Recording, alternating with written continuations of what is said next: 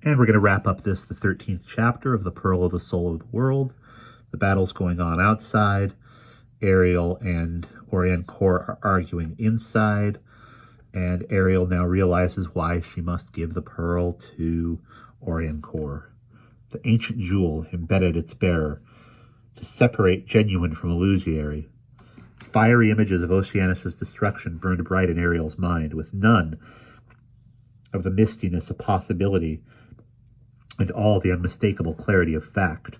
Only in claiming the pearl would Oriancourt know beyond all doubt that Oceanus was dead and the ancient race no more, and no end could come of killing and abandoning the world. Better to use her vast sorcery to heal it now.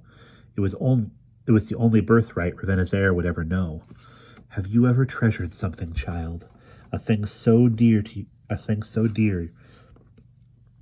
you thought you could never give it up, then learned you must? Ariel understood the ancient's question now as well, and suddenly all courage failed her. Without the pearl she would be bereft, robbed forever of its subtle, all-pervading light. It had been a part of her so long now she could feel its substance in her very bones.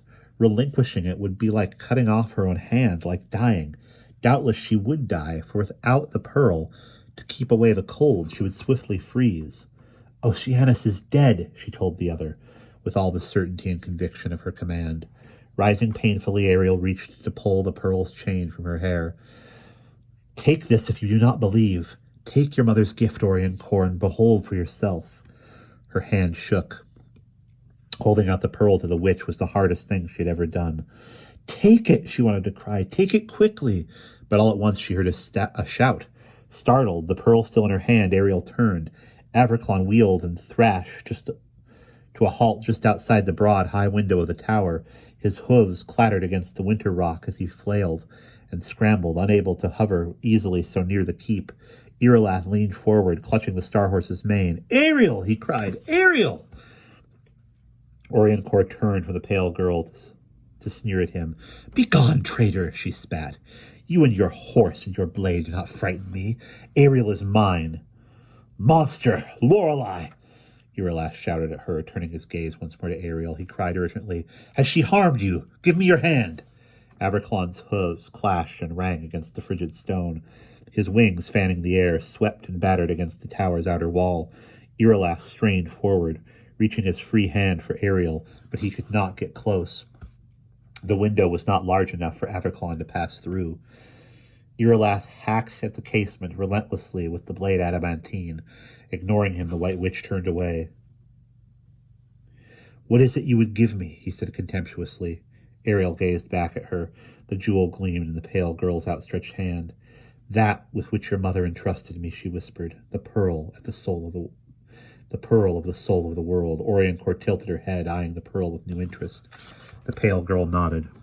Who bears it cannot be fooled by lies. The other's green eyes studied Ariel intently. Suddenly, has my mother acknowledged my birthright at last?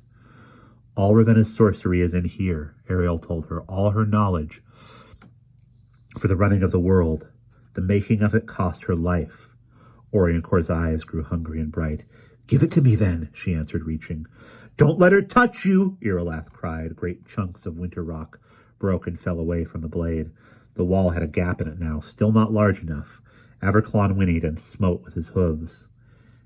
Ariel, Irolas insisted, come to me. I'll take you away. Ariel looked at him in surprise, at the desperation on his face, the sweat running down from his temple, even as his breath burned and steamed like a dragon's in the freezing air. The pearl glowed in her hand. It's my inheritance, Oriancourt was muttering. I'll take it with me when I go to Oceanus. Ariel, Irolas called urgently, leaning once more through the battered window. Come, answer me. If he leans any farther, she thought fearfully, he'll fall. His arm stretched out to her, hand open, palm up. A wild longing filled her suddenly as she realized she could go with him.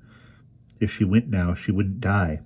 She could keep the pearl, all its strange sorcery and light, keep it for herself. Irolas would pluck her away, and they would escape.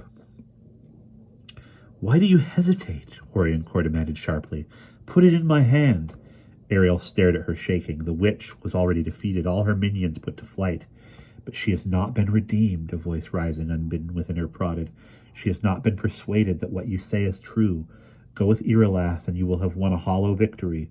The world will not be healed. The witch will soon rebuild her power, till you must fight this same battle all over again. Bitterly, Ariel realized that she must fulfill Ravenna's task, no matter what the cost. Come, Ariel, her husband cried. The pearl burned bright as Soul Star in her palm. Much as she longed to, she could not go with Irelath. Shaking her head, she whispered, Farewell. Ori and Cord began to laugh. Ariel sought Irelath, gazing at her in desperate incomprehension. Above the other's laughter, the rasp of his own breathing and Averclon's, the thrash of the star horse's wings and the clatter of his hooves. Surely the prince could not have heard her words, but she saw from his expression that he had read the frame of her lips, the shake of her head. Too late, he cried out, No! As Ariel tore her eyes away from his and turned to put the pearl in the White Witch's hand. And that is the end of the 13th chapter.